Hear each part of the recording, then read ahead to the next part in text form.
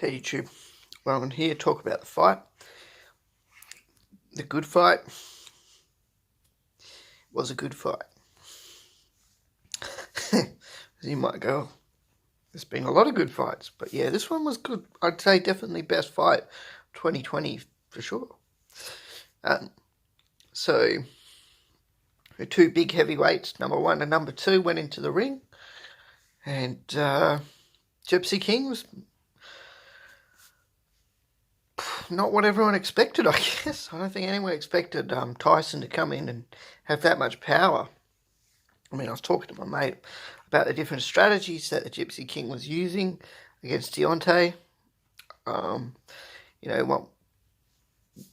When he's hugging and pushing him into the back of the corner, I mean, he did that a bit at the start. And the reason he was doing that is obviously to rough Wilder up a bit and get him angry, so he takes some unnecessary risks.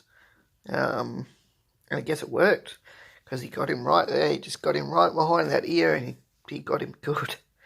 And yeah. And then I think in the fifth round, when I saw the blood coming out of Deontay's ear, I was like, oh man, they've got to.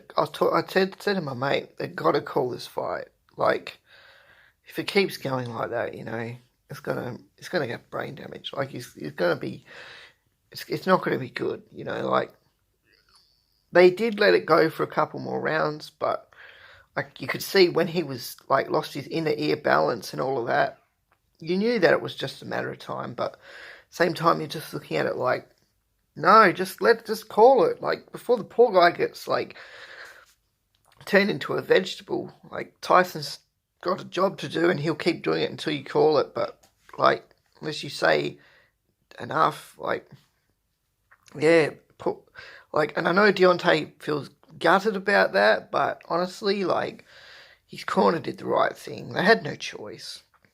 The damage was, it could have been really bad. So they did the right thing. Now, I suppose what's next for the Gypsy King will be the Joshua fight. That has to happen now. So Tyson Fury has to fight Joshua. Anthony Joshua has to happen. Can't not happen now. Just can't not happen. And for Wilder, well, I actually think he should obviously take the rematch clause. Obviously, maybe schedule it for next year, or halfway through this. Just make sure he's got enough time to recover.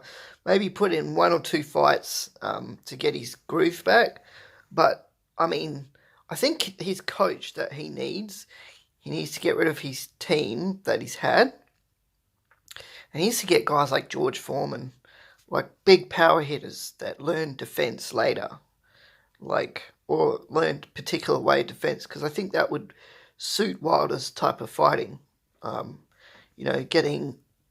a defense like George Foreman, and he'd be pretty much unstoppable. Like, couldn't beat him.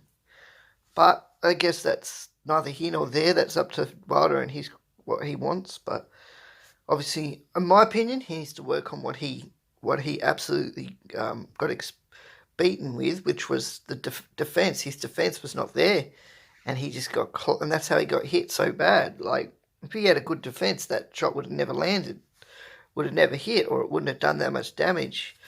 But yeah, I mean, like, the dude has offense, so that's not really a problem. But his defense surely is lacking, and a guy like George Foreman, who was a big power hitter and a thinker in the ring, like, the dude like thought out his opponents and how to beat them. Like, a guy like George Foreman would definitely be the right coach for Deontay Wilder. And I personally think the next fight for Deontay Wilder should be Andy Ruiz, or maybe Tom Schwartz, or probably Otto Wallins. Probably, I feel like that would be a number two fight. Like, like, he'd have to fight a guy like Ruiz or Schwartz first, and then fight Wallen. Like, I feel like that would be a fair setup to take on the Gypsy King again. Like, I think that would be the right move for his camp. But obviously get well soon, Deontay Wilder. Like, that would be my first thoughts, would be hope that he recovers all right and he doesn't, have any permanent injuries from it. Obviously, nobody wants to see that. So, yeah. And good luck to both fighters on their next fight, because I'm sure it will be good.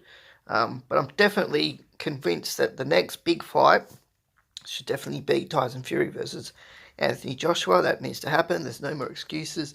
Both fight in the UK, so the fight has to be in the UK. And, like, I mean, you're literally 2 doors down from each other. So, God's sake, just tee it up. Put the contract down.